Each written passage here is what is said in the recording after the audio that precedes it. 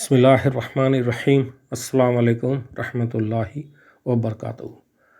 नाज़रीन, welcome to my channel one man Islamic research TV. आज इसमें हम जो इम्पोर्टेंट 40 अहादीस में टॉपिक लेके आए हैं उसका नाम है अनुशासन और इताअत, यानी कि अनुशासन डिसिप्लिन को कहते हैं और इताअत हम जानते हैं ओबे करने को यानी कि मानने को कहते हैं। एक हदीस से शुरू करते हैं हम, ठीक है। ये बुखारी और मुस्लिम की सही हदीस है, इससे शुरू करते हैं। अल्लाह के रसूल सल्लल्लाहु अलैहि वसल्लम ने फरमाया, मुसलमान के लिए लाजमी है कि वो अमीर का हुक्म सुने और उसकी फरमाबरदारी करे, चाहे उसे पसंद हो या नापसंद, जब तक कि उसे अल्लाह की नाफरमानी का हुक्म ना दिया जाए। जब वो नाफरमानी का हुक्म दिया जाए तो वो सुने ना। जब तक कोई नाफरमानी का हुक्म ना दिया जाए तब तक उसे हर सच्ची बातें जो है माननी पड़ेगी, ठीक है। एक और हदीस देखते हैं फिर इसे डिस्क्राइब करते हैं। तो ये भी बुखारी मुस्लिम में। नाफरमानी में जो हम लोग नॉर्मली क्या करते हैं, इससे पहले मैं बता दूं, नॉर्मली हम क्या करते हैं, फरमाबरदारी की हदीस सुन लेते हैं। हम सोचते हैं कि हर वो बात, क्योंकि हमें इल्म होता ही नहीं है, हम यही सोचते हैं कि जो माँ बाप ने कह दिया वहाँ, या जो टीचर्स ने कह दिया, या किसी फलाने मौलाना ने कह दिया, मुफ्ती साहब ने, वहीं पर हम फुल स्टॉप मार देते हैं और उसके बाद जो है ना ज़ीरो टॉलरेंस, और किसी और की बात नहीं सुनते हैं, चाहे उससे भी कितना सही और चाहे कुरान हदीस को कोट करता रहे, नहीं सुनते हैं। और यहीं से मामला जो है ना, एक पॉइंट को लेना और दूसरे पॉइंट को छोड़ देना, यही मसला होता है। जो इसके ऊपर इससे मिलता जुलता जो है ना एक और हदीस है, तो वो है नाफरमानी में किसी भी बात को नहीं मानी जाएगी, इताअत सिर्फ भलाई की होगी। क्योंकि शरीयत के कानून के अंदर, डिसिप्लिन के अंदर कोई भी बात होगी तो वो मानी जाएगी, कोई और इस तरह की बात होगी तो वो नहीं मानी जाएगी। हम लोग हर बात को यहीं पर शुरू होता है अंधाधुंध तकलीद। इसलिए आप मुकल्लिद तो बिल्कुल रहोगे किसी ना किसी के, लेकिन ये भी हम तहकीक करेंगे, हम अपना भी सोच दिमाग लगाएंगे ना भाई। हर आदमी जो भी बात कह दे वो नबी तो नहीं होता ना। नबी करीम सल्लल्लाहु अलैहि वसल्लम की बात और थी, अंबिया इकराम जो अपने ज़माने में सच्चे थे उनकी बात और थी, क्योंकि उन पे अल्लाह की वही आती थी। बाकी हर आदमी से हम इख्तलाफ कर सकते हैं और वो गलत कभी कभी हो सकता है। तो ये प्रॉब्लम यही होता है कि हम आंख बंद करके किसी की बात सुन लेते हैं। और मैं भी सुन लेता था जब छोटा था, ऑब्वियसली, सही बोले गलत बोले, टीचर्स हो, मुस्लिम्स हो, गैर मुस्लिम्स हो, बात सुन लेते थे हम सबकी। और बहुत सारी बातें सही होती थी उस ज़माने में, आज के तरह नहीं। उस ज़माने टीचर भी वैसे होते थे। आज से 20-30 साल पहले देख लें, दुनिया बदल गई है आज से, ठीक है। तो हम कि अब इस बात को, अच्छा यहाँ से एक बात मालूम हुआ कि मुसलमानों को जो है ना वो मुनज़्ज़म रहना है, यानी संगठित। अच्छा, गैर मुस्लिम जो, अच्छा जी मुसलमान संगठित हो रहे हैं, इसका मतलब गैर मुस्लिम को कत्ल करेंगे। हाँ, यह पूरी दुनिया देख रही है कौन किसको कत्ल कर रहा है, चाहे कहीं भी देख लें आप। अभी तो इसराइल फ़िलिस्तीन का मामला तो है ही है, और ये, हाँ, ये फ़िलिस्तीन ही है, ये अलग अलग मुल्क नहीं है। इसराइल फ़िलिस्तीन की बात आ गया तो बता दें, ये वाहिद मुल्क है। वह मुल्क शाम के अंदर ये सब आता है, उसका फ़िलिस्तीन नाम तो है ही है, ये भी रीज़न है। चलो इसराइल वो नाम रख ले, नाम से नफ़रत नहीं है हमें, इसराइल नाम से, पर ये state, we don't accept this state, वो अलग मामला है। क्योंकि आप देख रहे हैं वो जुल्म कर रहे हैं, जिन्होंने उनको सहारा दिया वो जुल्म कर रहे हैं। अगर इताअत, देखिए इताअत और डिसिप्लिन और मुसलमान यूनाइटेड इससे पहले होते, जब हम थे, तो गैर मुस्लिम भी हमारे यहाँ चैन की सांस लेता था। और जब छोटी मोटी झड़पें, वो तो लड़ाइयाँ होती रहती है, तो कभी कभी बड़ी भी हो, लेकिन ओवरऑल अमन चैन था।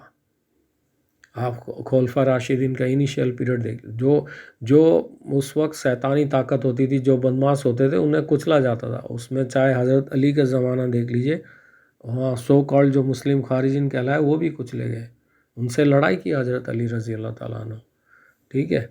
तो इसमें मुस्लिम्स हो गैर मुस्लिम, जुल्म जहाँ होगा वहाँ आवाज़ उठेगी। तो डिसिप्लिन के अंदर सारी बातें हम मानेंगे। तो हाकिम की बात, बाज़ लोग, अच्छा जी हमारे जो नेता बोल दिया, नेताजी ने कह दिया और फलाने साहब जी ने कह दिया।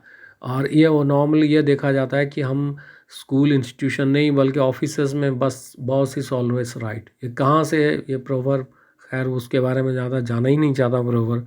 یہ مطلب یہ ایک طرح سے ڈکٹیٹرشپ ہوا نا، boss is always right, might is always right, might white کی باتیں نہیں سننی ہے. جو ضروری نہیں کہ بہت سارے لوگ جو کہہ دیں وہ صحیح ہو.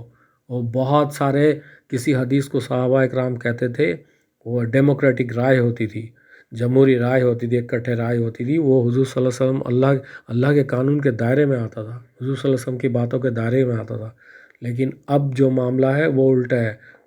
Majority must be in power, majority جو ہے وہ صحیح ہوں گے، ایسا نہیں ہے. میجورٹی گمراہی میں ہوتے ہیں اکثر.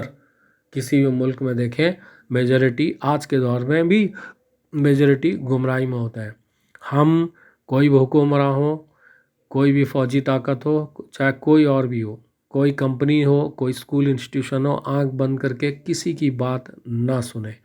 صحیح اور غلط کا بالکل، اور صحیح اور غلط کے لیے پڑھنا پڑے گا.